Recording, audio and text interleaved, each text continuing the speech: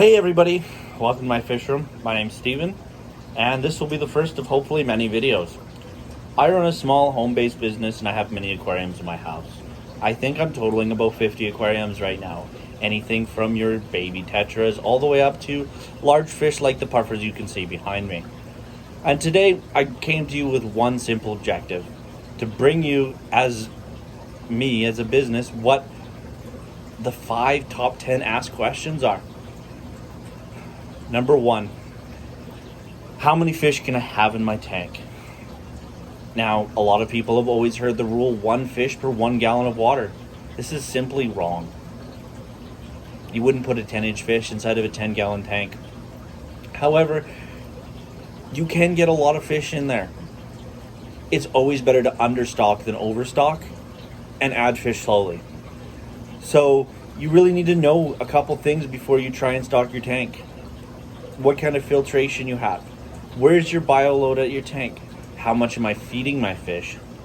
And what are my end plans for what I'd like my aquarium to look like?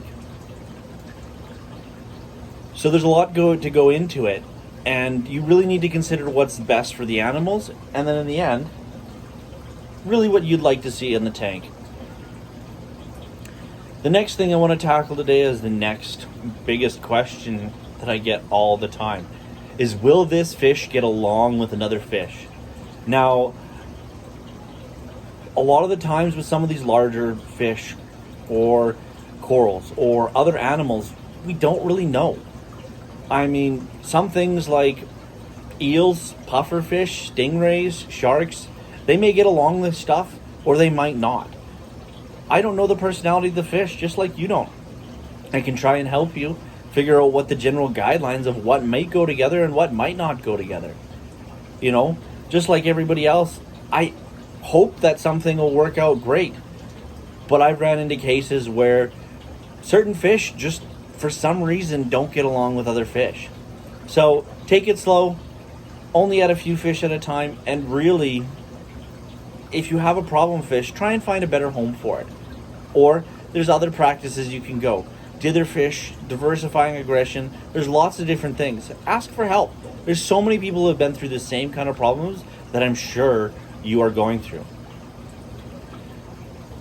Number 3 is, how much water do I need to change into my tank? Honestly, my biggest thing when I look at how much water to be changed out of a tank is, are you a planted tank? Are you an African cichlid tank? Are you a saltwater tank? How heavy do you feed? These are all big questions to be asked when you're doing this, and what kind of nutrient level you want to achieve for your tank. A lot of the times I'll ask people right after, are you testing your water? Do you test your nitrates? Do you know what they are? And a lot of the times people say, no, I don't. I just go to the store. I have them tested for me. Really, if you want to know how much water change you really should be doing, test your water. Figure out what's a healthy level of nutrients for your style of aquarium and go from there. If it's a planted tank, you may want a little bit more nutrients. If it's only got fish in it, you may want a lot less. So really, you got to figure out what kind of aquarium you want to have, and you have to test your water. The next thing on the list is, what kind of food should I feed my fish? I know what kind of food I like to feed my fish, and I know what works. But really, I don't care. I just want you to feed your fish something healthy, something that's going to make them grow, and something that's got a good nutritional value on it. You know, we as hobbyists come from all walks of life. Some of us can afford more expensive food and some of us can't. Get the best food that you can afford to feed your fish, and try and feed them the same food all the time as a staple food, and treats every once in a while. You know, so that you're feeding up and varying your food just a little bit. But try and feed a good food. There's a lot of quality foods on the market, and it's just best to look at what the ingredients are in the food. And if your fish will eat it. That's another big thing. Some fish are picky and they just won't eat certain foods. The next question is, it's probably the hardest one to deal with, and this is probably what I'm going to end on here today, which is, what do I do if my fish gets sick?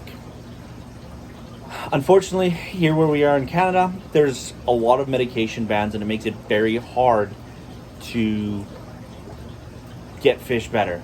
So I always like to tell people, try and keep your fish healthy by quarantine and keep the water as clean and pristine as you can. But hey, we all get sick fish. So if you ever do get a sick fish, best thing to do is try and see if there is a way to get ready, if you can find one of the meds that are still on the shelf, or if there is a hobbyist that may still have some of the medications from before it got banned. Now, for some of the more common things like ick or some of the other ones, there is other methods that are not using medication, and they are pretty simple. If you want to look up the tank transfer method. This involves 2 separate tanks, and you transfer the fish back and forward. Yes, it's a pain in the butt. However, we all love our aquatic animals, and would much rather see them moved a couple times during a 2-week span than to lose our animals. I know, like my big buddies back here, I would be heartbroken if they die. Also, the other big thing is, if you get a sick fish, ask. And I know I just said it's the most frequently asked question for me, but ask. I would much rather try and help you get your fish better than just allow you to let your fish die. Anyways, that's everything for today. Maybe you'll hear from me again, and if you do, I hope that all your fish dreams come true.